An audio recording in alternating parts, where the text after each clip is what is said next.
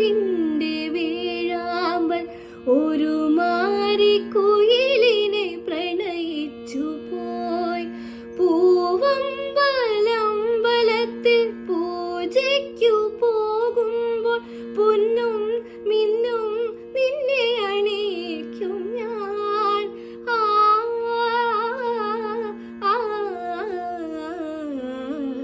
വാനിടം മംഗളമാലപിക്കേ